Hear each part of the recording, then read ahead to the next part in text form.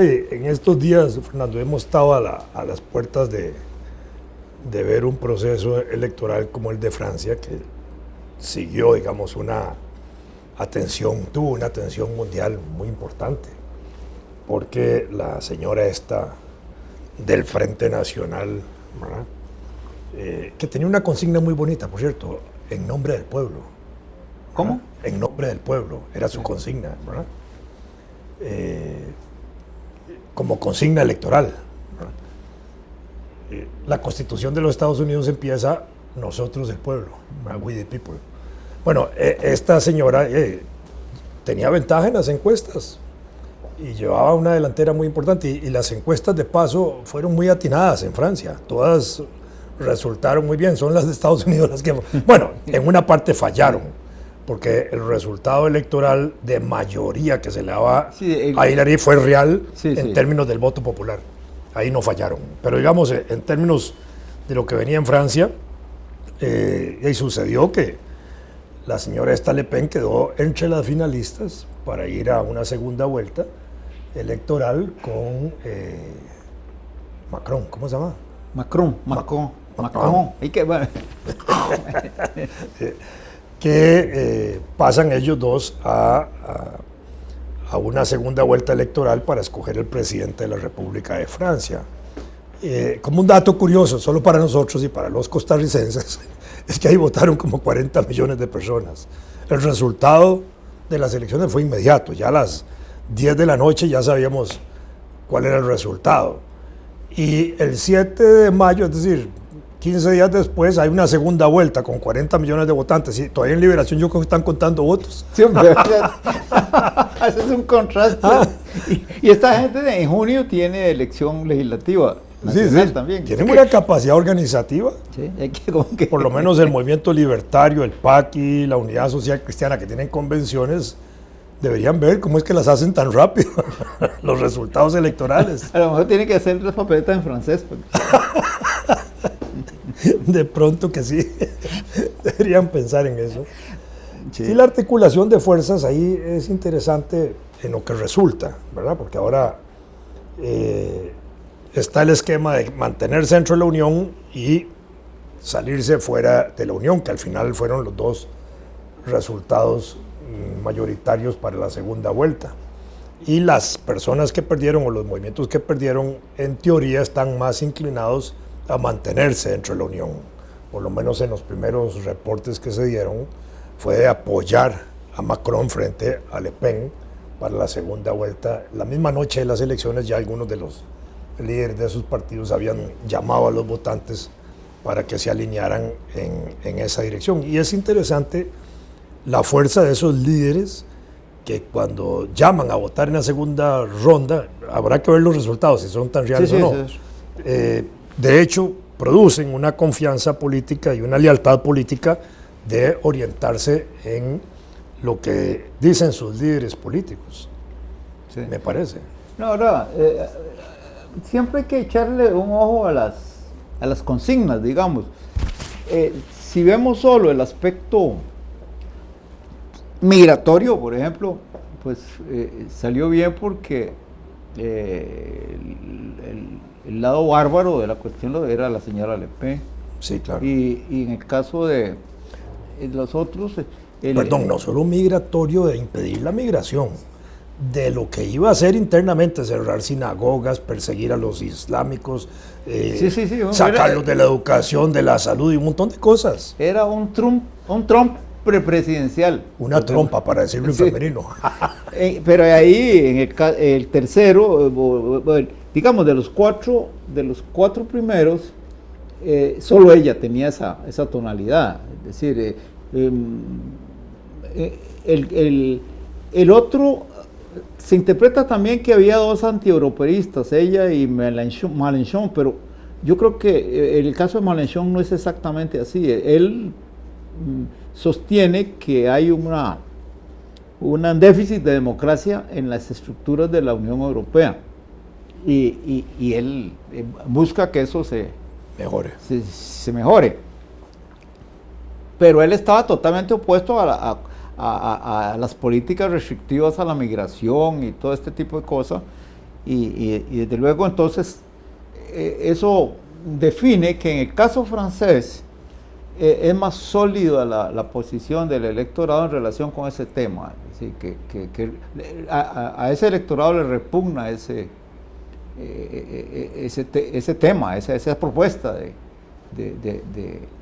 de poner trabas excesivas y restricciones al ejercicio de la ciudadanía de los que son de origen extranjero y todo este tipo de cosas. Hay una observación, digamos, ya puede ser marginal. Hace 2 años, creo que fue, que se publicó en Francia, y ahora ya está en español traducida, una novela de Michel Houellebecq, que el novelista francés, que yo lo aprecio más como poeta que como novelista, pero es un gran novelista también. Él escribió una novela que se llama Sumisión en francés, y sumisión de someterse, sí, es. No sumisión, sino sumisión de ser sometido. En ella él plantea lo que ocurrirá, todavía como los profetas malos, lo dejó para un poquito más tarde. En el año 2022, las elecciones, las mismas que tuvieron lugar ahora, van a tener lugar. Y viene el proceso con muchos problemas, pero de todas maneras resulta que el primer lugar lo ocupa Le Pen, la misma. Sí, en el 22. La misma. Y, o sea, dentro de 5 años, que es cuando habrá elecciones presidenciales de nuevo. Y el segundo lugar lo ocupa el líder del partido islamista, que es un francés de origen árabe, pero que es de nacionalidad francesa, y ese es el segundo. Entonces, ante esa situación tan extraña, los franceses van a votar en la segunda ronda, y dice, a la misma velocidad que ahora y todo, y se deciden por el líder islamista. Entonces, es muy interesante la propuesta, claro, él le pone un poquito de dulce al asunto, diciendo que ese candidato hace una promesa de campaña un poco napoleónica, pero sin armas, la de restaurar el imperio romano alrededor de Francia. Y eso es una mala costumbre que los franceses hace años no practican, ¿verdad? Pero bueno, en todo caso, y claro, les deja hacer falta. Gana las elecciones. Sí, claro. Las consecuencias de eso quedan para que el lector se las plantea, ¿no? Y dentro de la Unión Europea, esa competencia por restaurar el imperio es casi la lucha por equiparar a Francia con el papel de la Merkel, porque la Merkel es como la emperadora de esa unión hasta ahora. No, sí, en el argot político francés se usa una expresión muy, muy grave con respecto al actual presidente, y podrían usarla con respecto a Macron si gana.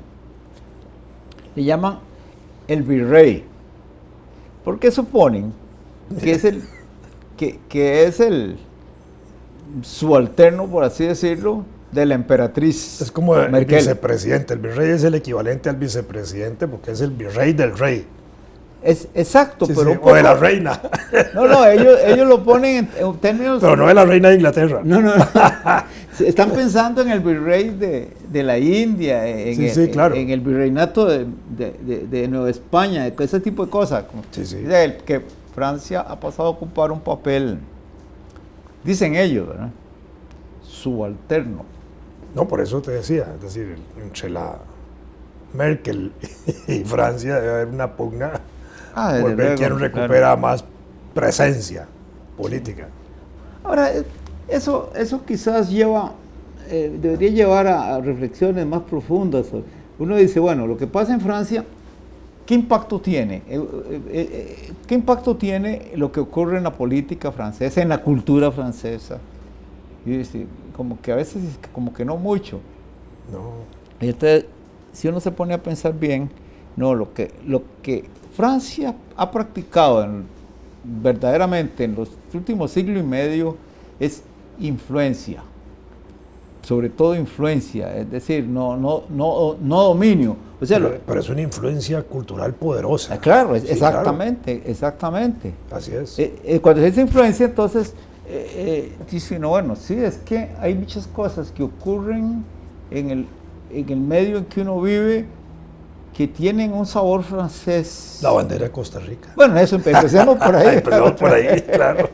Claro. Los símbolos nacionales, no los símbolos, los monumentos nacionales que tienen inspiración francesa. Exactamente. En muchos sentidos. Sí, sí. Y eso es en lo más superficial, pero uno dice, bueno, ¿cómo son las iglesias costarricenses? Vamos a ver. Uno ve las iglesias costarricenses, son muy humildes en general, pero algunas tienen un poco la monumentalidad. Y se queda viéndolas y dice, bueno... La de San Isidro de Coronado. Por ejemplo, la de San Isidro de Coronado... Para que la compares con una francesa. Uno dice, hay en ellas una mesura que es como muy agradable. Sí, claro. La de Coronado es bellísima, Muy ¿verdad? bella. Y toda la estructura de la entrada, desde que uno entra se queda uno impactado viéndola, de todo el edificio. Exacto. Entonces uno se queda pensando, si uno lo ve, tiene que decir, bueno, aquí hay algo, un gusto. No sé quién sería el... Quirós. Ese fue el Sí, arquitecto. El arquitecto, gran pintor también. Entonces hay una mesura que yo digo más bien es el gusto francés, porque si bien las iglesias góticas francesas, las catedrales, son monumentales, dos cosas grandes han hecho los franceses, las iglesias góticas y la Revolución Francesa. Pero en las francesas uno encuentra, uno se para frente a las catedrales francesas en general, ¿verdad? Y se impresiona. Pero se pregunta, ¿y por qué las encuentra uno como muy hechas como muy a la medida del ser humano? Entonces hay una observación de no me acuerdo quién, que las iglesias alemanas, inglesas, las grandes catedrales, son algo así como un dedo humano apuntándole a Dios diciéndole, ¿me cumple? Bueno, pero era un poco el concepto arquitectónico medieval, donde las iglesias eran construidas desde una perspectiva, digamos, opresora internamente. Es decir, cuando alguien entra a la iglesia y en aquella media oscuridad que tienen y en esa monumentalidad disparando hacia arriba, en esa orientación hacia el vértice, es hacer como que la gente se sienta así chiquitita frente a aquella cosa que es grande, que se simboliza en el interior. Sí, eso en toda, ¿verdad? No, y en otros edificios, la Corte Suprema de Justicia, cuando la hacen allá por los años 60, es un edificio opresor. Una caja de fósforos ahí bien cuadrada, con mármoles traídos de Italia, oscuros, en color morado y negro, lindísimos, pero ahí entraba un campesino a recibir justicia y con solo entrar ahí en la primera puertita ya sentía que el edificio se le caía encima y que la justicia que le iban a dar ahí era sagrada. Se ponía el yugo entrando. Exactamente. Los edificios cumplen una función opresiva. Por eso es que ahora las iglesias las hacen abiertas, grandotas, sí, con luces, con ventanas, con aire, como las de México, lindísimas, grandes, sí, gigantescas. Pero bueno, estamos hablando de la política francesa y en realidad, pues, cuando uno habla de la política francesa, a veces como que tiende a olvidarse de ella, porque pase lo que pase, él sigue siendo... Los franceses pareciera que no les importa el extranjero, que ellos... Un paréntesis de iglesias. A propósito de iglesias, me dijeron un día de estos que ahí en San Isidro de Coronado, en la región de Patio de Agua, entiendo, hay una iglesia ortodoxa copta, con sacerdote copto, que es interesante. Yo sí, tengo que ir a verla, tengo que ir a conocerla, porque me parece que no sé cómo será arquitectónicamente, pero ya me hablaron de que ahí ya está funcionando una iglesia ortodoxa con un... Pero ¿es ortodoxa o copta? Ortodoxa. Ortodoxa, porque... No. Ortodoxa. A mí me tocó sentarme una vez en el Teatro Nacional a escuchar un coro Gregoriano. Ruso. Ruso. Por supuesto, Sí. un coro místico Ajá. de un monasterio. No hace mucho tiempo, hace tal vez 2 años y medio. Que fue muy lindo, que por cierto que hicieron la gauchada de cantar una canción folclórica costarricense. No me acuerdo cuál ahora, pero sí me acuerdo, es muy lindo. Y entonces, al lado mío se sentó un pope. Y claro, la vestimenta me lo denunció y nos pusimos a conversar. Y yo, por supuesto, en un primer momento, algo dije como considerándolo relacionado con el coro. Y entonces él me dijo con mucha dignidad y mucha cortesía, soy pope ortodoxo, pero no ruso, griego. A lo mejor era No, esta es rusa. Es de tradición rusa. Mire usted. Por eso te digo. Yo creía, porque Sí, es muy interesante. Este que se sentó conmigo era radicado en Costa Rica, pero griego. Muy interesante todo eso, porque me hizo comentarios muy amenos sobre la cuestión del canto, pero Ibas a decir algo de la Revolución Rusa cuando te interrumpí. La Revolución Rusa, la Revolución Francesa cuando te interrumpí.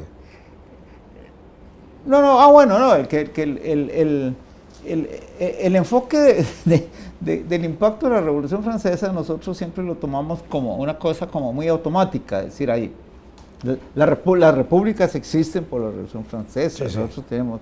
Y además está la Declaración de los Derechos del Hombre y del Exacto, Ciudadano, y muchas cosas. Y después la de la mujer, que no le dan mucha pelota, pero la de 1893. La Declaración de los Derechos del Hombre es lo más importante Sí, en todo claro. caso, bueno, para todo el mundo.